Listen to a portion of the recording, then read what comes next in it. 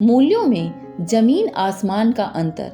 Generic दवाएं इतनी सस्ती क्यों? जेनेरिक दवाओं की रासायनिक संरचना ब्रांडेड दवाओं के समान ही होती है, लेकिन वे रासायनिक नामों से ही बेची जाती हैं जिनसे आम जनता परिचित नहीं होती, जैसे क्रोसिन व कालपोल ब्रांडेड दवाओं के तहत आती हैं, जबकि जेनेरिक दवाओं में इनका नाम पैरासिटामोल है। भारतीय बाजारों में भी मिलने वाली मात्र 9% दवाएं पेटेंट हैं, बाकी सब जेनेरिक हैं। पश्चिम देशों की तुलना में हमारी दवाओं के मूल्यों में जमीन आसमान का अंतर है। ऐसा क्यों है?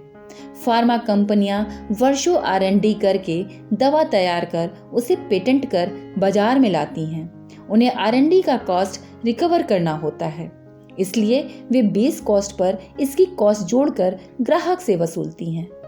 ये जरूरी भी है, अन्यथा कोई वर्षों R&D करके नई दवाएं लेकर क्यों आएगा?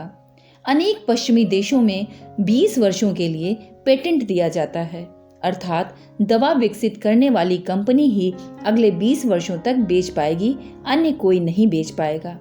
अब होना यह चाहिए कि 20 वर्षों के बाद पेटेंट समाप्त हो जाना चाहिए ताकि अन्य कंपनियां सस्ती जेनेरिक दवाइयां ला सकें, क्योंकि उन R&D का कोई भार नहीं होता। लेकिन पश्चिम देशों, खासकर अमेरिका में कंपनियां दवाओं में मामूली बदलाव कर फिर 20 वर्षीय पेटेंट हासिल कर लेती हैं, जिससे वहां लो कॉस्ट जेनेरिक दवाएं अधिक नहीं बन पाती। इस प्रैक्टिस को एवरग्रेनिंग ऑफ द पेटेंट कहा जाता है, लेकिन भारत में सेकेंडरी पेटेंट लेना बहुत कठिन है। इस प्रकार यहाँ एवरग्रेनिंग ऑफ द पेटेंट की अनुमति नहीं मिलती। यही मुख्य कारण है कि भारत इतनी मात्रा में लो कॉस्ट जेनेरिक मेडिसिन का उत्पादन कर विश्व भर में आपूर्ति कर पा रहा है। नेशन बिल्डिंग प्रोडक्ट्स चैनल को यदि आप राष्ट्र निर्माण हेतु उपयुक्त पाएं तो लाइक और सब्सक्राइब करें।